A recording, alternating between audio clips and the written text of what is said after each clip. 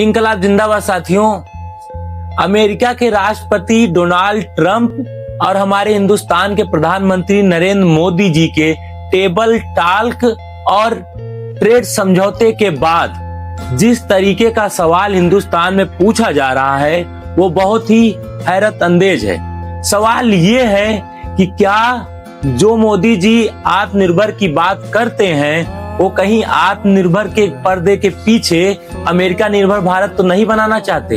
ये सवाल इसलिए पूछा जा रहा है क्योंकि हमारे हिंदुस्तान की विदेश नीति को मोदी जी ने अपने दोस्ती के भेंट चढ़ा दिया है, क्योंकि मोदी सरकार जिस ट्रेड समझौते को डिप्लोमेटिक सक्सेस बता रही है उसी समझौते से आज हिंदुस्तान का व्यापारी, आम उपभोक्ता और किसान डर की नजर से देख रहा है।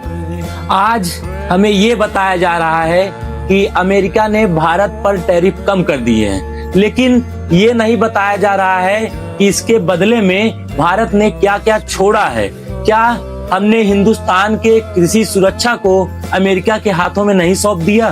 क्या हिंदुस्तान के छोटे उद्योगों को अमेरिका के कॉरपोरेटर के सामने असुरक्षित नहीं छोड़ दिया? सबसे गंभीर बात यह है कि इस समझौते पर ना संसद में बहस हुई और ना ही जनता से राय ली गई। इससे ये साफ पता चलता है ये लोकतंत्र नहीं है, बल्कि ये क्लोज डोर डिप्लोमेसी है।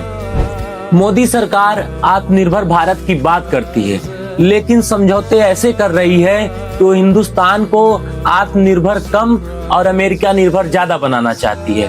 हम पूछना ये चाहते हैं कि हिंदुस्तान की विदेश नीति अब जनहित को छोड़ के, राष्ट्रहित को छोड़ के क्या किसी विदेशी नेता के शर्तों पे चलेगी?